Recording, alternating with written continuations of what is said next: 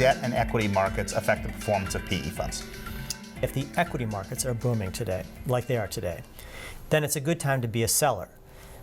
It's a difficult time to be a buyer. So today we have the equity markets doing very well, and the debt markets also being very buoyant, and interest rates are very low.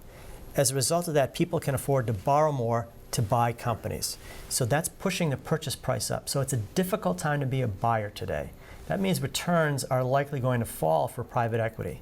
However, because they're buying using debt, which is like buying on a margin, the top performing funds will still likely outperform the stock market. And that's why institutional investors are still putting money into that asset class. As opposed to individual stocks or mutual funds or instruments of that ilk. Right, right. That's the goal. The goal is because it's tied up for a longer period of time, because it's considered riskier.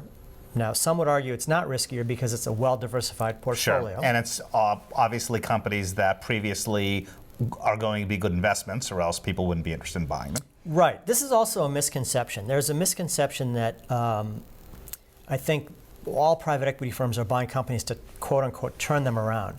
Many times, in fact, probably most of the time, that's not the case. The private equity firms are trying to buy good companies with good management teams that they can help do even better. And the money's going to buy the stock, and then they're the owner of that company for some period of time.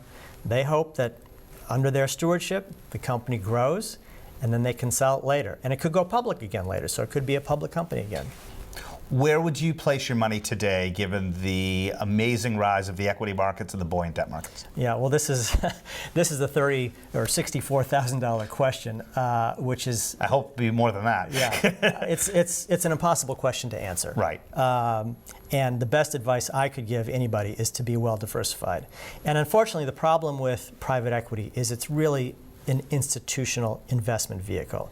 So retail investors, if you and I just wanted to go buy private companies, we can't. There's no way to do that. Or even if we wanted to invest in private equity firms, we can't do it.